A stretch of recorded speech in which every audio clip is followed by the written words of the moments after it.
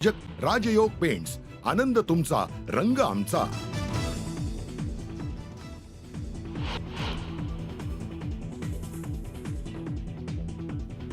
सरपंच संतोष देशमुख हत्या प्रकरणी मोठी कारवाई, हत्या प्रकरणातील सर्व आरोपींवर मकोका।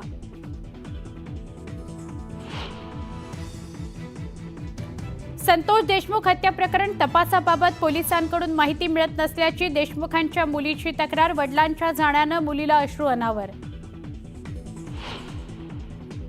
मुंबईपासून नागपूरपर्यंत सगळ्या पालिका स्वबळावर लढणार, उद्धव ठाकरेंनी आम्हाला स्वबळावर लढण्याचे संकेत दिलेत। संजय राऊतांनी केलेल्या घोषणेमुळे मवियात फुटीच्या चर्चांना उधाण।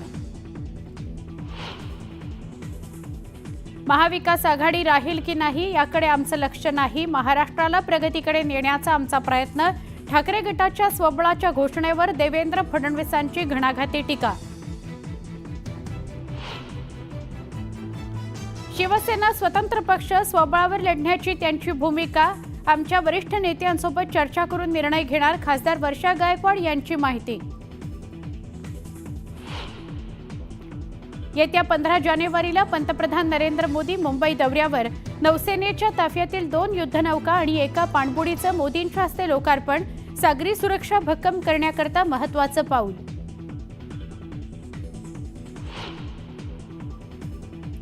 शिर्डीत उद्या भाजपचं भव्य अधिवेशन, अमित शहा, मुख्यमंत्री देवेंद्र फडणवीस आणि भाजपचे प्रमुख नेते उपस्थित राहणार। विधानसभेनंतर स्थानिक स्वराज्य संस्था निवडणुकीकरता भाजप ॲक्शन मोडवर। विशाळगडावर होणाऱ्या उरुसाला पोलिसांनी परवानगी नाकारली, जोपर्यंत अतिक्रमणासंदर्भात कारवाई पूर्ण होत नाही तोपर्यंत गडावर सण उत्सव साजरे करण्यास मनाई।